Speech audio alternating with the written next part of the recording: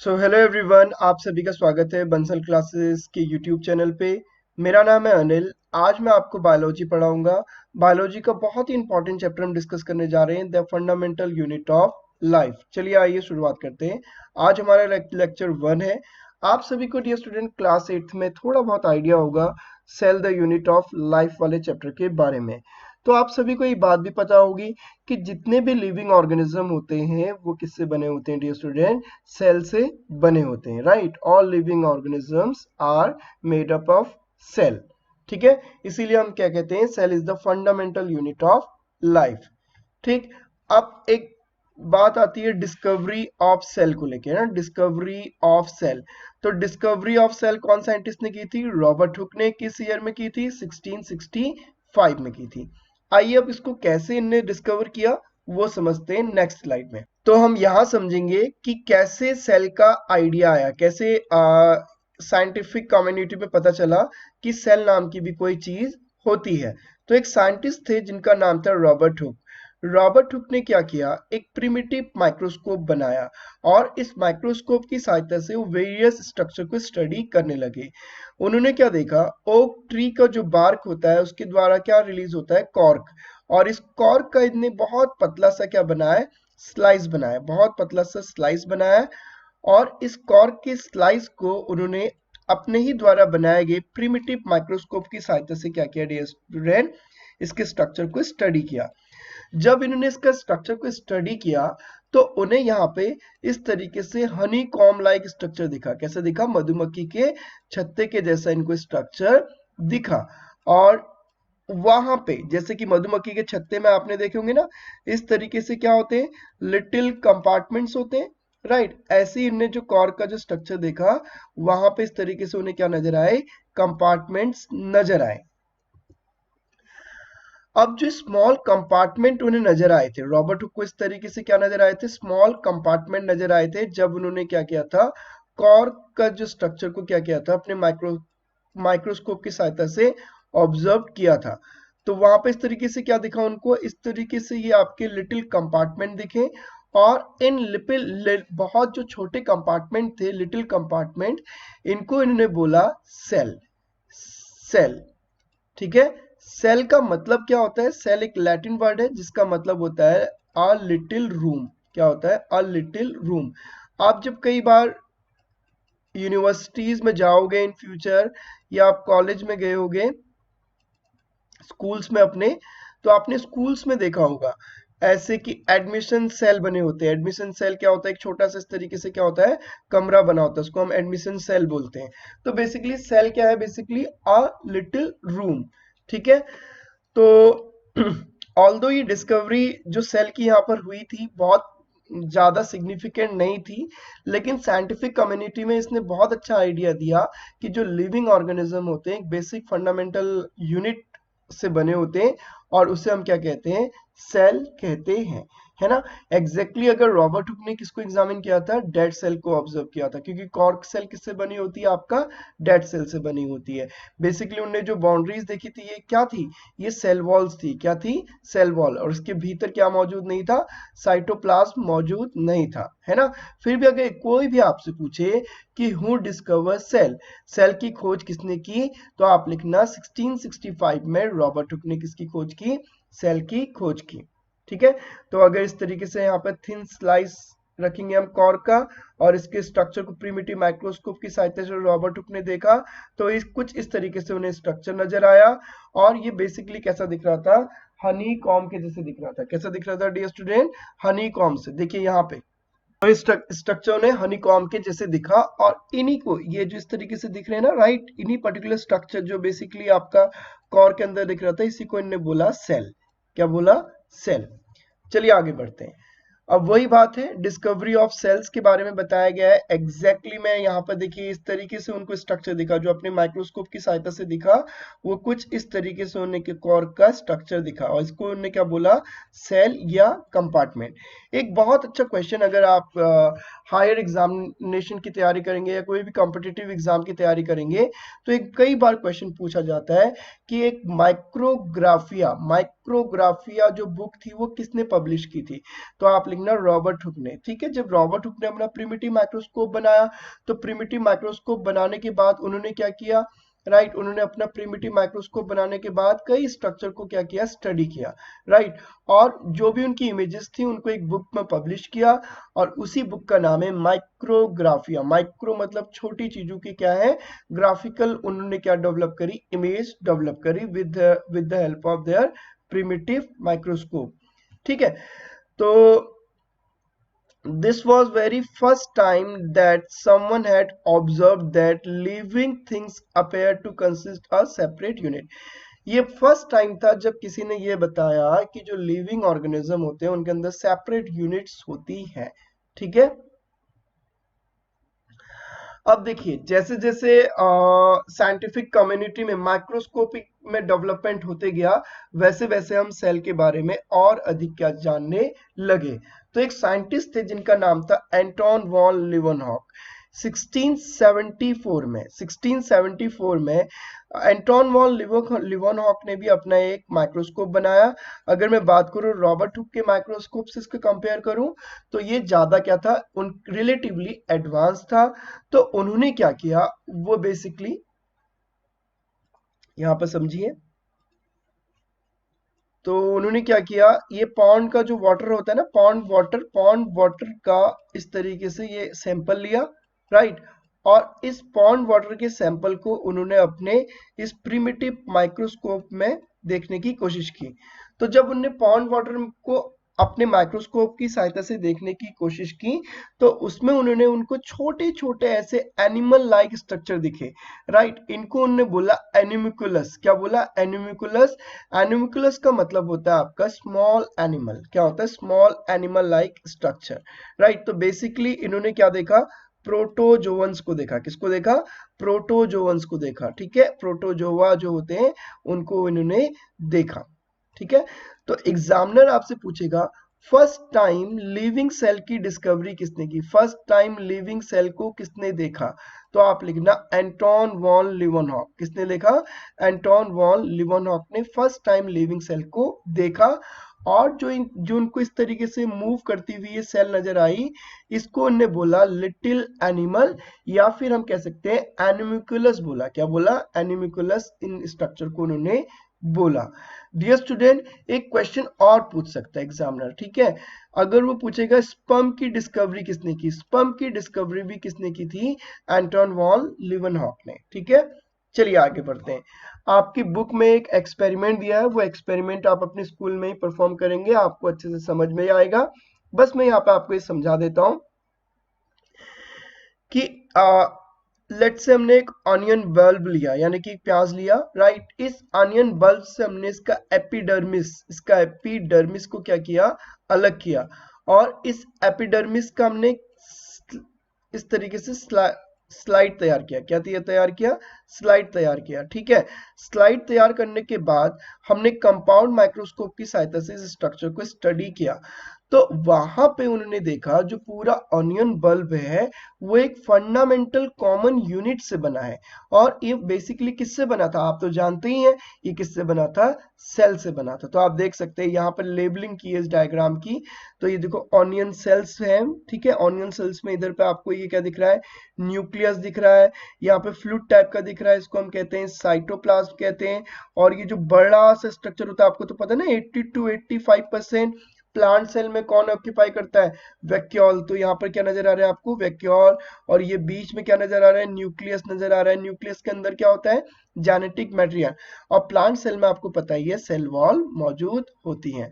तो dear student, यहाँ पर लिखता है epidermis of cells onion peel. Epidermis, epi मतलब होता है अपॉन, क्या होता है, अपॉन, है ना। एपी मतलब ऊपर या अपॉन, राइट। डर्मिस मतलब लेयर, है ना, ये आउटरमोस्ट लेयर होती है। ठीक है, और इसको हम क्या कहते हैं, एपिडर्मिस कहते हैं। ठीक, आगे बढ़ते हैं। तो यहाँ पर लिखता है व्हाट आर दीज स्ट्रक्चर्स। ठीक है, तो बेसिकली जो स्ट्रक्चर्स है जो इनने ऑनियन के अंदर देखे या ऑनियन का जो इन्हें स्लाइड तैयार किया था, राइट, एग्जैक्टली ये क्या थी, सेल थी। ये इस तरीके से जो स्ट्रक्चर थे ये क्या थी, एग्जैक्टली सेल थे। फिर यहाँ पे एक साइन, मतलब आगे जाके इन लोगों ने एक एक्सपेरिमेंट किया। इसमें क्या करा, उन्हें different size of onion bulb लिए। देखिए ये बड़े साइज के हैं, ये उससे छोटा है, रिलेटिवली उससे छोटा है, उससे छोटा। तो यहाँ पे डिफरेंट साइज ऑनियन बल्ब को लिया और इनकी बेसिकली इनको एग्जामिन किया माइक्रोस्कोप की सहायता से। कौन से माइक्रोस्कोप की सहायता से, कंपाउंड माइक्रोस्कोप की सहायता से।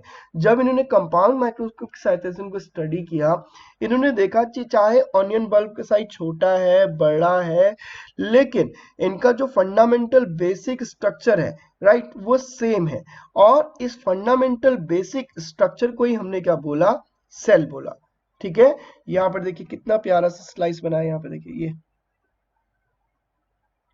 ठीक है, चलिए आगे बढ़ते हैं।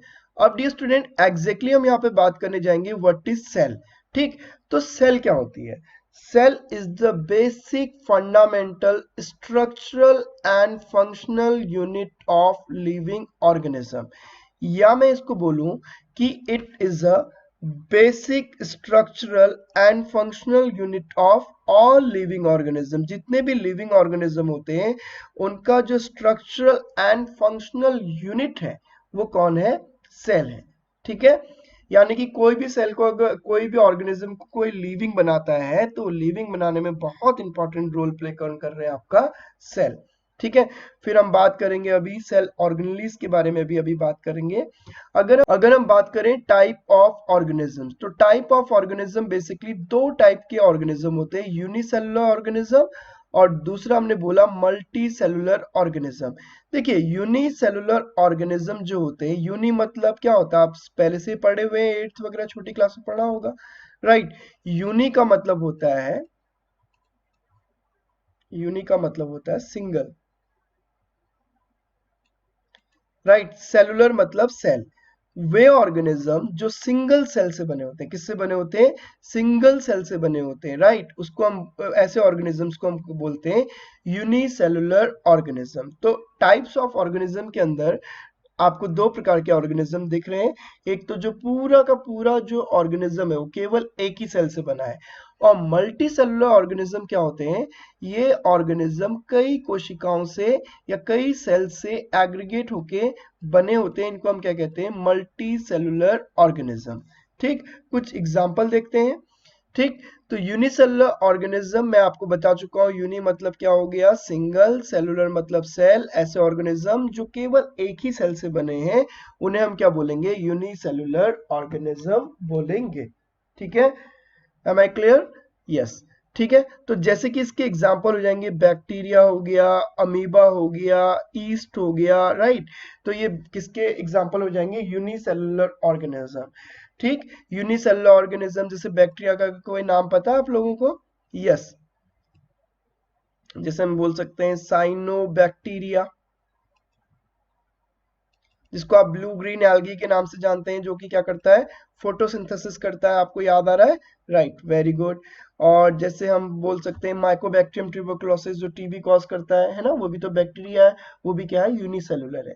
ठीक, अमीबा है, जैसे अमीबा कैसा है आपका, यूनिसेलुलर ऑर्गेनिज्म है। पैरामीशियम हो गया, वो भी कैसा है, यूनिसेलुलर ऑर्गेनिज्म, यानी कि एक ही सेल से बना है। ठीक है, और यहाँ पे ईस्ट भी होते हैं, वो भी बेसिकली कैसे हैं आपके, यूनिसेलुलर ऑर्गेनिजम्स है।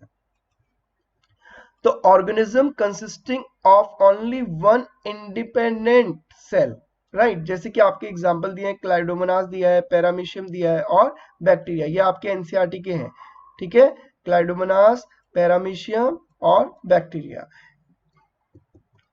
अब मल्टी सेलुलर ऑर्गेनिज्म देखिए, multi cellular organism relatively unicellular organism से अगर आप कंपेयर करेंगे तो ये ज्यादा कॉम्प्लेक्स होते हैं। कॉम्प्लेक्स तो ऑफ कोर्स होंगे क्योंकि बहुत सारी सेल से बने, ठीक है, तो इसलिए क्या होते हैं आपके, कॉम्प्लेक्स होते हैं। तो इधर पे देखते हैं multi cellular organism. Multi cellular organism के एग्जांपल जैसे कि ह्यूमन बॉडी, जो आपकी बॉडी आप देखिए ट्रिलियन ऑफ सेल से बने आप, हाँ या ना, राइट। ठीक, आपके शरीर में बहुत सारी क्या है, सेल्स हैं, तब जाके आपका ये बॉडी स्ट्रक्चर बन पाए। प्लांट के अंदर भी बहुत सेल्स होती हैं, एनिमल्स भी कैसा है आपका, इसके अंदर भी काफी सेल्स होती हैं, that is why we call them multi cellular organism. ठीक है, collection of different cell specialise to perform their particular task. इसका एग्जांपल दे रखा है यहाँ पे फंगाई। फंगाई कैसे हैं आपके, मल्टी सेलुलर होते हैं अपनी लाइफ साइकिल में एक ना एक बार। तो cells from the human body, right, कुछ सेल्स होती हैं जो ह्यूमन बॉडी में होती हैं, जैसे कि आपको यहाँ पर इधर पे देखिए मैं ड्रॉ कर रहा हूँ, ये स्पिंडल शेप की जो सेल होती है इसको हम कहते हैं स्मूथ मसल। क्या बोलते हैं इसको, स्मूथ मसल। इसे स्मूथ मसल इसलिए कहते हैं जब इस मसल्स को, जब इन मसल की जो ये सेल है इनको हम माइक्रोस्कोप की सहायता से देखते हैं तो आपको किसी भी प्रकार का इसमें स्ट्रेशंस या धारियां नजर नहीं आती है, स्मूथ अपीयरेंस आता है, that is why we call them smooth muscle. Basically जो स्मूथ मसल्स होती है वो कैसी होती है, इनवॉलेंटरी होती है, यानी कि अपनी मर्जी से आप इनको रेगुलेट नहीं कर सकते। इधर पे जो बनाई गई है ये कौन सी है, ब्लड सेल्स है। ठीक, ब्लड सेल्स क्या करती है आपको पता ही होगा ना, जैसे कि अगर मैं बात करूं आरबीसीज की, तो आरबीसीज डी स्टूडेंट क्या करती है, help in transportation of respiratory gases. ठीक, यहाँ पर क्या बनाई है, नर्व सेल्स बनाई है, न्यूरॉन्स बनाए, ये क्या आपके एडिपोसाइट्स हैं, बेसिकली फैट सेल्स हैं, ये स्पर्म सेल है। स्पर्म सेल की खोज किसने की थी, फर्स्ट टाइम स्पर्म सेल को किसने देखा था, यस, एंटोन वॉन लिवरनॉक ने। ये स्टार शेप की जो सेल दिख रही है बेसिकली कैसी है, बोन सेल है, राइट। ऐसी ये जो आपको दिख रहा है ये ओवम है। तो ये कहता है a human body have 200 different kind of cells. ठीक है, अब मेरी बात को यहाँ पर समझिए मैं क्या कहना चाहता हूँ। ठीक, आपके बॉडी में बहुत डिफरेंट टाइप ऑफ सेल्स होती हैं, जैसे कि आपका स्मूथ मसल्स हो गया, ब्लड सेल्स हो गया, नर्व सेल्स हो गया, एडिपोसाइट्स हो गया, राइट। तो डिफरेंट डिफरेंट टाइप की सेल्स होती हैं, इन सेल्स का स्ट्रक्चर भी डिफरेंट होता है एंड फंक्शंस भी इनके क्या हो सकते हैं, डिफरेंट हो सकते हैं। एक बात ध्यान में ये रखना, अगर हम सेल के स्ट्रक्चर के बारे में बात करते हैं तो जब हम सेल का स्ट्रक्चर सोचते हैं तो सेल हम सोचते हैं इस तरीके से राउंड होती है, नहीं, ऐसा जरूरी नहीं होता है। कई सेल्स होती हैं जो कैसी होती हैं, इनलॉन्गेटेड एंड ब्रांच्ड होती हैं, जैसे कि आपका नर्व सेल हो गया। ठीक है, कई सेल होती है जो स्टार शेप होती है, जैसे कि बोन सेल हो गया। ठीक, कई सेल्स होती हैं जो स्पिंडल शेप की होती हैं, जैसे कि आपका स्मूथ मसल हो गया। कुछ राउंड होती हैं जैसे कि आरबीसी हो गया। तो मेरा मतलब ये है जो साइज है और शेप है वो सेल्स का क्या होता है, डिफरेंट होता है। ठीक है, चलिए आगे बढ़ते हैं। तो यहाँ पर कुछ कलर डायग्राम है, ह्यूमन सेल दिखाएंगे। न्यूरॉन, न्यूरॉन क्या करता है बताओ, इलेक्ट्रिकल इंपल्सेस, जो भी इंपल्सेस होती हैं उनको आपका ट्रांसमिट करता है ना, इस तरीके से जो इंपल्स होती हैं उनको एक जगह से दूसरी जगह को आगे भेजता है। और रेड ब्लड सेल्स का मैं आपको फंक्शन बता चुका हूँ। स्मूथ मसल्स इसको इसलिए कह रहे हैं क्योंकि इसमें किसी भी प्रकार के स्ट्रेशंस मौजूद नहीं है, जैसे आपको स्ट्रेटेड मसल्स में स्ट्रेशन नजर आते होंगे। ठीक, कम इधर पे जो दिखाई गई है ये आपकी कौन सी है, white blood cells. White blood cell इस तरीके से कैसी होती है, अमीबॉइड शेप्ड की होती है, अमीबा के आकार की होती है व्हाइट ब्लड सेल। ठीक है, चलिए आगे बढ़ते हैं। ये भी सेम है, थोड़ा कलर डायग्राम है ताकि आपको और अच्छे से समझ में आ जाए, दैट्स इट। अब डियर स्टूडेंट ये आपकी 11th क्लास की एनसीईआरटी है, वहां पे कुछ इंपॉर्टेंट चीज मुझे लगा जो मुझे आपको शेयर करना था। तो जैसे कि रेड ब्लड सेल्स होती है, ये कैसी होती है, राउंड एंड बाइकॉनकेव, जो इनका शेप है वो कैसा है, राउंड एंड बाइकॉनकेव। और जो आपका व्हाइट ब्लड सेल्स होती है डब्ल्यूबीसी, ये कैसी है आपका अमीबॉइड शेप की, अमीबा के आकार की है। देखो ये देखिए किस आकार की है, ये अमीबा के आकार की है ना। ठीक, अमीबॉइड शेप्ड की है। ये कौन है आपकी, कॉलमनार एपिथेलियल सेल्स। आगे हम पढ़ेंगे, एक चैप्टर आएगा आपका टिश्यू, उस चैप्टर में हम पढ़ेंगे। ये कैसी है, लॉन्ग एंड नैरोयर, लॉन्ग है इस तरीके से आप देख रहे हैं, और कैसी है, नैरो है, बहुत ही नैरो है। फिर नर्व सेल जो होती है कैसी है, ब्रांच्ड एंड लॉन्ग, यानी कि ये ब्रांच्ड एंड लॉन्ग होती है। फिर ट्रैकिड कैसी है, इनलॉन्गेटेड, अभी इनके बारे में भी पढ़ेंगे। बेसिकली ये प्लांट सेल है। ठीक, ये भी आपकी प्लांट सेल है जिसको हम कहते हैं मिजोफिल। मिजोफिल के बारे में आप क्लास 10th के बारे में 10th में पढ़ेंगे। ये भी कैसी है, round and oval in shape है। तो एक डायग्राम क्या रिप्रेजेंट कर रहा है, ये डायग्राम रिप्रेजेंट कर रहा है different shape of the cell. तो शेप ऑफ द सेल क्या होता है, बहुत वेरी करता है। एक आज हम एक कॉन्सेप्ट पढ़ेंगे आपका सेल थ्योरी। सेल थ्योरी क्या है, कैसे इसकी डिस्कवरी हुई, पहले इसके बारे में आप एक आउटलाइन ले लीजिए। ठीक,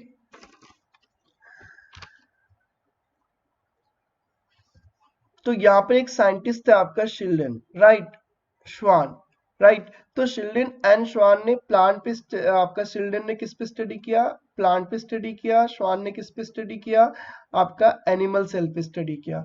तो जो एक कंक्लूजन निकाला, उस कंक्लूजन में इन्होंने बोला all plant are made of cell, यानी कि जितने भी प्लांट्स होती हैं उन किससे बनी है, सेल से बनी है। ऐसी श्वान ने भी स्टडी की, श्वान ने ये बोला कि जितने भी एनिमल हैं वो भी किससे बने हैं, सेल से बने हैं। लेकिन ये दोनों के दोनों साइंटिस्ट ये बताने में असफल रहे कि जो सेल बनती कैसी है ना। वो उसके बाद एक साइंटिस्ट थे जिनका नाम था रुडोल्फ विर्चॉफ। रुडोल्फ विर्चॉफ ने बोला, इस हाइपोथेसिस को थोड़ा मॉडिफाइड किया। उन्होंने बोला all cell come from pre existing cell, यानी कि जो पहले से ही एग्जिस्टिंग सेल होती हैं वही क्या बनाती हैं, डिफरेंट टाइप ऑफ सेल बनाती हैं। ठीक है, यही क्या है आपका सेल थ्योरी। तो सेल थ्योरी में आपने शिल्डन ने क्या बात की, जितने भी प्लांट सेल हैं वो किससे बनी है आपका, सॉरी जितने भी प्लांट्स हैं वो किससे बने हैं, सेल से बने हैं। श्वान ने क्या बोला, जितने भी एनिमल हैं वो भी किससे बने हैं, सेल से बने हैं। ठीक है, एक एक बार में सारी लाइन आपके लिए पढ़ देता हूं। यहाँ पर लिखता है Schleiden and Schwann together formulated the cell theory, right. This discovery however did not explain how to new cells were formed. तो यहाँ पे ये क्या बताने में फेल हो गए कि नई सेल कैसे फॉर्म होती है। तो रुडोल्फ विर्चॉफ ने क्या बोला, रुडोल्फ विर्चॉफ ने ये बोला 1855 में कि first explain that cells divide and new cells are from pre-existing cell।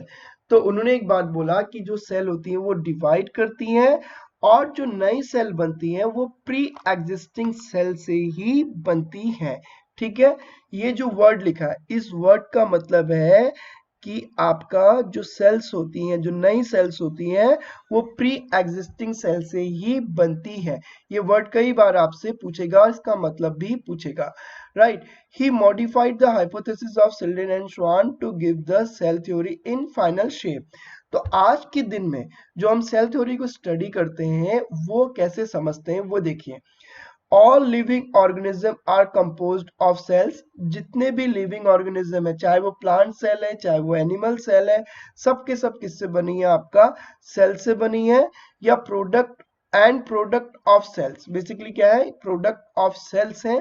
ठीक, all cells arises from pre existing cell, जितनी भी सेल है वो क्या होती है आपका, जितनी भी नई सेल्स होती हैं वो प्री एग्जिस्टिंग सेल से ही बनती हैं। बेसिकली होता क्या है, वहां पे सेल डिवीजन होता है। माय डियर स्टूडेंट, एक मैं आपको बहुत ही इंपॉर्टेंट चीज कराता हूँ। ठीक, वायरस, आपको मैं असाइनमेंट, आप कमेंट बॉक्स में मुझे बताना क्या वायरस सेल से बना होता है या नहीं बना होता है।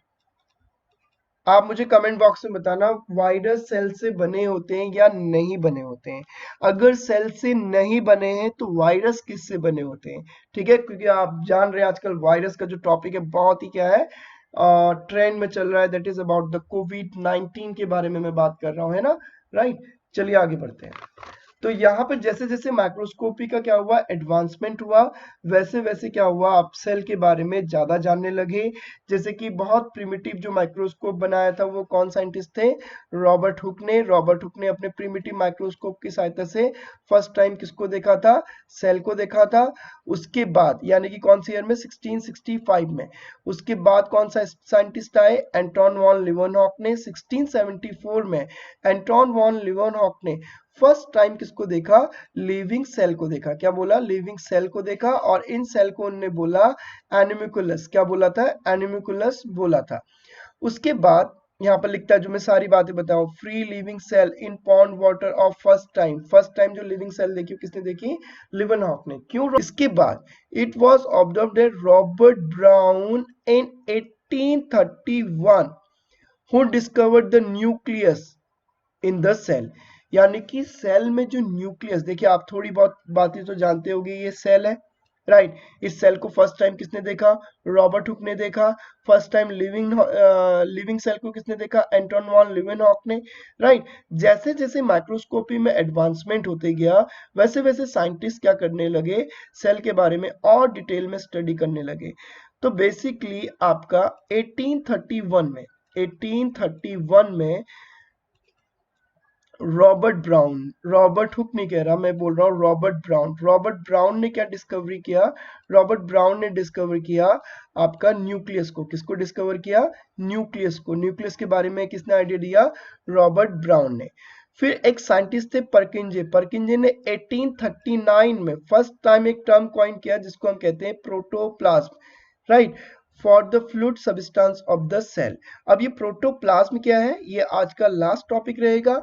लेट्स से ये सेल है और सेल के भीतर आप समझ सकते हैं इस तरीके से क्या होगा?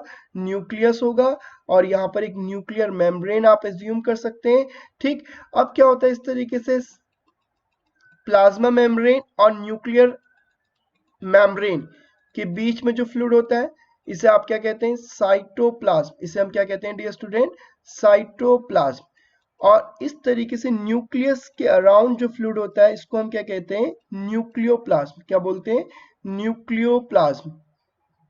Cytoplasm plus nucleoplasm is called as the protoplasm. इसी को हम क्या कहते हैं? प्रोटोप्लाज्म। तो जितना भी लिव या फिर कई बार क्या बोल सकते हैं, जो living material present inside the cell is called as the protoplasm. ठीक है, आई होप आपको ये बात समझ में आ रही होगी। फिर उसके बाद में शिल्डन एंड श्वान वाली बात तो आपको बता ही चुका हूँ, किस तरीके से शिल्डन ने बात की, फिर श्वान ने बात करी और विर्चॉफ ने किस तरीके से सेल थ्योरी को एक्सप्लेन करने में मदद की। ठीक है, इसी स्लाइड को हम अपकमिंग लेक्चर में और अच्छे से समझेंगे। Thank you everyone.